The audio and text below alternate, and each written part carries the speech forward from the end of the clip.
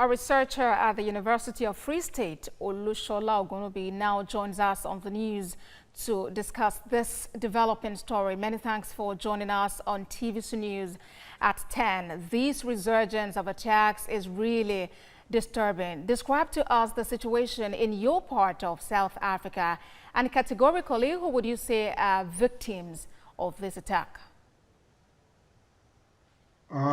Thank you for having me. I hope you can hear me well. I live in Cape Town, and I can perhaps say I've not particularly seen much that's happened in terms of xenophobic violence or any type of disturbances in where I stay or around Cape Town, going to work and coming back.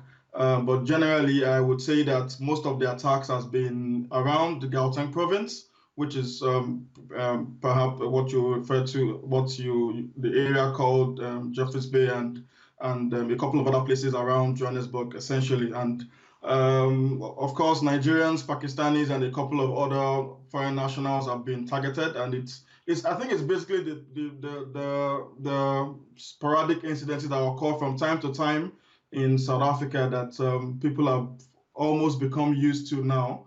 That happens often and often from time to time and gets to be reported or underreported in the media. So it's the scale, and what I should also probably say is that the scale and some of the pictures that we see may not necessarily have events that happened recently. Some of them have been events that happened past xenophobic occurrences that have been circulated in the media.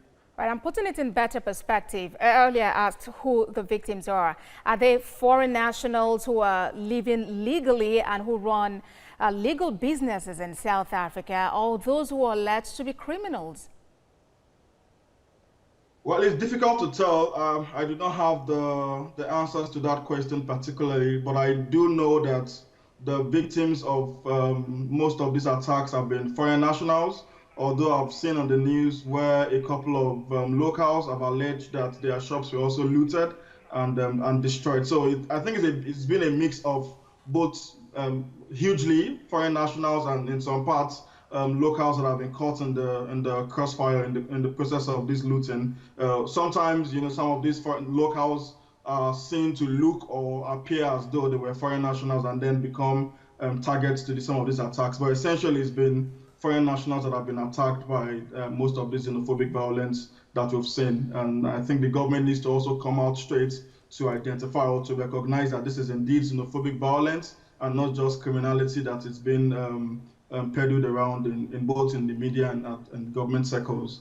All right, then researcher at the University of Free State, Olusola Ogunnubi, joined us from Cape Town in South Africa.